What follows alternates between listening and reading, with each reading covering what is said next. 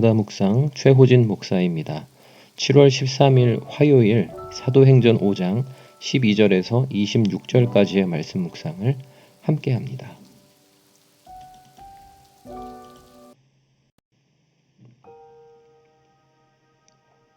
사도들이 믿는 자들 그리고 믿지 않는 자들 또 당시의 종교 지도자들에게 어떤 영향을 끼쳤는지 잘 나타나고 있습니다.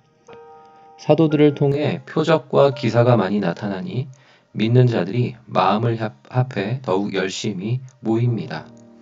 믿고 주께 나오는 자가 계속 늘어납니다.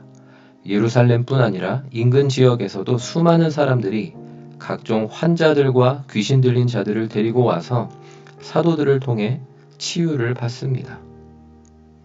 사도들이 이렇게 능력을 나타내고 이들을 중심으로 예수 믿는 자들이 합심하여 모이니 주변의 백성들이 이들에게 감히 가까이 다가가지 못합니다. 그러나 칭찬합니다. 상종하지 않아도 무시할 수 없는 세력임을 믿지 않는 자들이 알게 됩니다. 대제사장 사두개인들은 이렇게 되니 더욱 심기가 불편합니다. 사도들을 체포하여 옥에 가둡니다. 주의 사자가 기이하게 옥문을 열어 사도들을 성전으로 보내 말씀을 가르치게 해도 다시 부하들을 시켜 사도들을 체포합니다. 유대교 입장에서는 사도들과 그리스도인들이 불편하기만 한 존재입니다. 그러나 이들이 백성들에게 신임을 한껏 받고 있으니 백성들 눈치를 보면서도 사도들의 활동에 제동을 겁니다. 사도들과 당시 그리스도인들을 향한 비신자들의 반응에 주목해 봅니다. 사도들을 통해 표적과 기사, 능력이 나타나 각종 환자와 귀신 들린 자들이 치유받고 회복되니 비신자들에게서도 좋은 평판이 나올 수밖에 없습니다. 그리스도인들이 권위와 영향력이 대단한 사도들을 중심으로 마음을 합하니 이러한 교회 공동체를 무시할 사람이 없습니다. 종교 권위자들의 방해가 이어져도 주님의 능력이 멈추지 않고 나타나며 백성들의 신임이 두터우니 더 큰 위험으로 이어지지 않습니다. 교회와 기독교의 대사회적 위신이 실추된 요즘의 현실 속에서 오늘의 말씀을 되새겨 봅니다. 결국 교회와 그리스도인들을 통해 부활하신 주님의 생명의 능력이 나타나야 할 것입니다.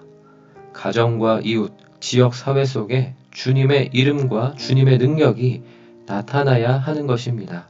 주님의 이름만 의지하는 믿음의 능력이 연약한 지인들과 이웃들의 회복을 통해 나타난다면 주님의 사람들을 결코 무시할 수 없을 것입니다.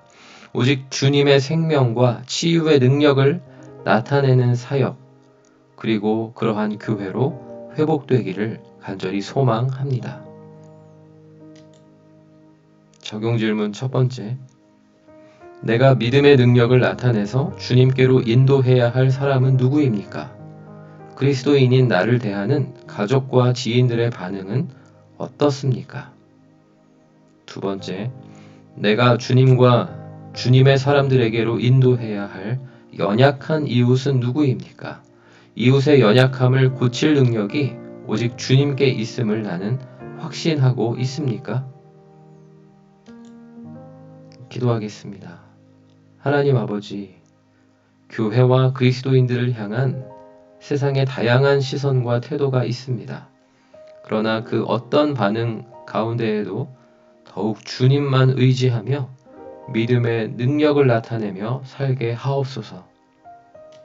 나의 믿음이 능력으로 나타나 연약한 지인과 이웃들을 주님께로 인도하게 하옵소서. 당장은 긍정적인 반응이 나타나지 않더라도 낙심하지 않고 때를 기다리며 더욱 능력 있는 믿음으로 살게 하옵소서. 예수님의 이름으로 기도드립니다. 아멘.